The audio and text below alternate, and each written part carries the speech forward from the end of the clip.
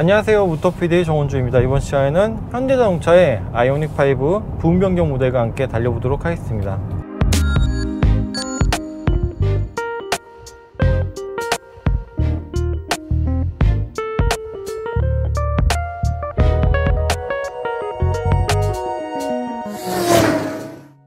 자, 지금 타고 있는 아이오닉5는 롱레인지 싱글모터 19인치 타이어 사양이고요. 이번 부분 변경 아이오닉5에서는 이제 스탠다드는 빠지고 롱레인지만 선택할 수가 있게 되었죠. 여기서 이제 싱글모터, 듀얼모터, 그리고 RWD가 기본이고 여기에 H트랙을 추가할 수가 있는데요. 하지만 지금 타고 있는 이 RWD 모델만 하더라도 기본적인 주행 안정성은 준수한 편이고, 또 주행 모드 중에 이렇게 스노우 모드도 있습니다. 자, 그리고 이미 많은 시승기 그리고 리뷰 영상이 있기 때문에 기본적인 내용은 간략하게 정리만 해보고요. 이번 영상에서는 실제 제가 이 아이오닉5 부분 변경 모델을 구매한다 가정했을 때 어떤 점이 매력적이고 또 어떤 점이 별로인지, 또한 고민되는 부분들은 어떠한 점이 있는지를 같이 공유해 보도록 하겠습니다. 먼저 이전 모델 대비 변경사항은 디자인에서는 범퍼부 디자인이 살짝 변경이 되었고요. 그리고 앞쪽에 불이 들어오는 부분도 모양이나 패턴이 약간 바뀌었습니다.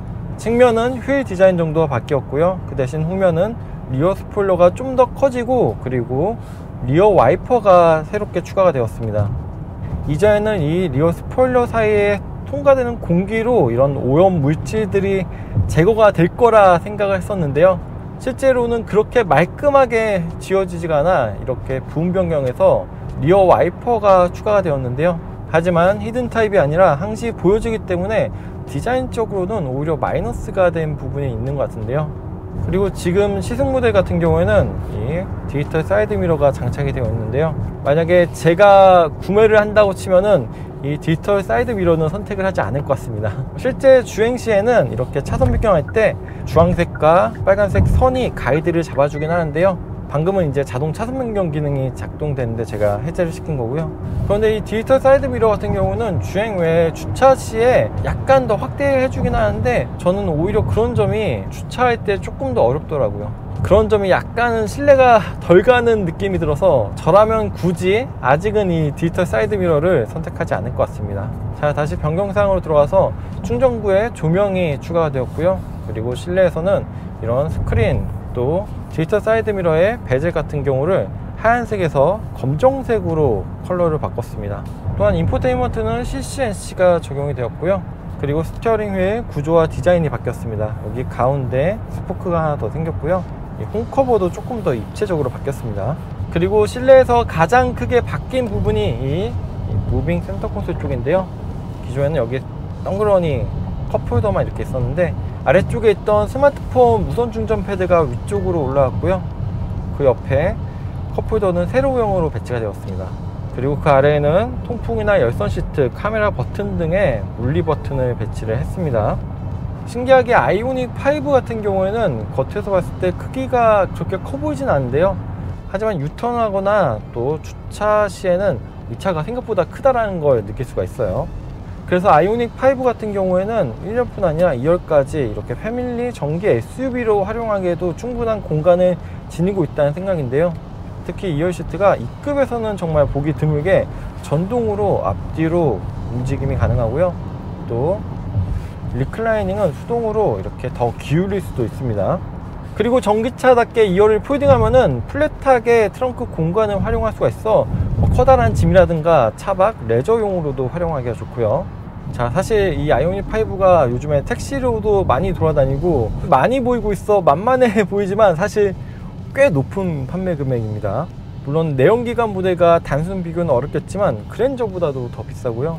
이것보다 더 큰 내연기관 SUV를 사고도 남는 금액이죠. 그래서 막상 실제로 계산기를 두들겨 보기 전에는 이 아이오닉5가 저도 사실 좀 만만해 보였는데요. 실제로 구매를 한번 생각하고 이렇게 계산해 보니까 이게 그렇게 만만하게 보일 금액대는 아닙니다. 아무래도 현대자동차도 이런 소비자들의 부담을 캐치하고 있었는지 보통 부분 변경이 되거나 심지어 연식 변경이 되더라도 요즘엔 200만원, 300만원 이렇게 금액대가 오르잖아요. 하지만 이 아이오닉5 부분 변경 모델은 가격을 동결했습니다. 심지어 이번 부분 변경 모델에서는 배터리 용량을 늘리고 그에 따른 주행거리도 이전보다 더 증가가 되었는데요. 최고 출력이나 최대 토크 같은 이런 성능의 수치는 이전과 동일하지만 전기차에서 가장 중요시되는 부분인 주행거리, 배터리 용량을 늘렸기 때문에 어떻게 보면은 가격을 높이지 않고 동결시킨 게 오히려 할인 효과가 있는 셈이기도 합니다. 그리고 현대자동차는 이번 아이오닉 5 부분 변경 모델에서 승차감과 정숙성을 개선시켰다고 말하고 있는데요. 1열과 2열은 모두 이중접합 차음 유리가 적용이 되어 있고요. 실제로 이렇게 도로를 주행할 때 느껴지는 정숙성도 꽤 좋은 수준입니다. 앞쪽이나 하부 또는 기본적인 전자장비에서 나는 소리도 꽤 잘 억제를 하고 있어요. 이러한 소음적인 부분도 균일하게 잘 억제를 하고 있어 정숙성 측면에서도 약간은 좀 더 고급감을 높여주는 역할을 하고 있습니다. 그리고 승차감 같은 경우도 이전보다 조금 더 부드러워진 느낌이긴 한데요. 과속 방지턱이나 노면의 큰 충격들은 이렇게 둥글게 잘 처리를 해주고 있는데요. 하지만 반면 자잘한 이런 움직임은 있습니다. 오히려 이런 자잘한 떨림이 이렇게 계속 꾸준히 올라오기 때문에 이런 부분에 있어서는 사람마다 약간은 호불호가 있을 것 같습니다. 그리고 지금 싱글모터 차량 같은 경우에는 이런 일반적인 주행 환경에서는 충분히 경쾌하고 굳이 듀얼 모터가 필요할까 싶을 정도의 이런 가속 성능을 나타내주고 있습니다. 주행 모드는 에코와 노말, 스포츠, 마이 드라이브, 스노우 모드가 있는데요. 이 드라이브 모드가 스티어링 휠 좌측 하단 쪽에 배치되어 이렇게 자주 사용할 수 있는 건 좋은데 돌리는 것처럼 생겼지만 돌리는 게 아니고 누르는 방식입니다.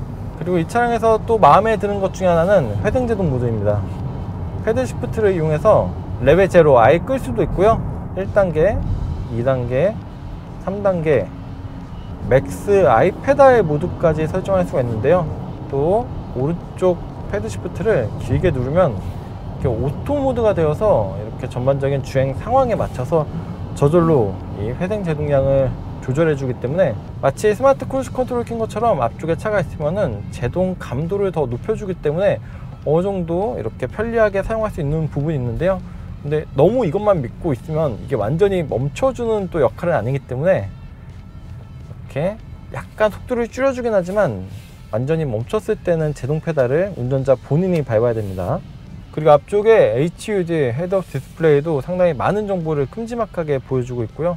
주변의 차량 그리고 내비게이션 정보도 앞쪽에 다 표시가 되기 때문에 굳이 계기판이나 스크린 말고 앞쪽에 HUD만 보더라도 어느 정도의 정보량을 획득할 수가 있습니다. 그리고 어제 여자친구에게도 이 차량에 대해 어떤 느낌인지 한번 물어보기 위해서 탑승을 시켜봤는데요.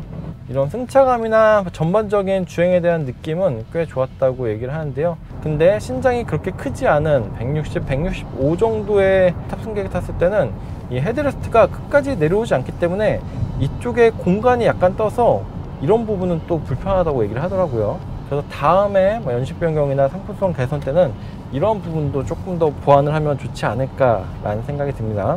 또한 어제 제가 시승차를 처음 봤을 때 92% 정도에서 운행을 시작했는데요. 양재에서 서울로 이동을 하고 서울에서 여기저기 운행을 하고 오늘 아침에는 파주까지 왔다 가고 지금 다시 양재로 가고 있는 중인데요.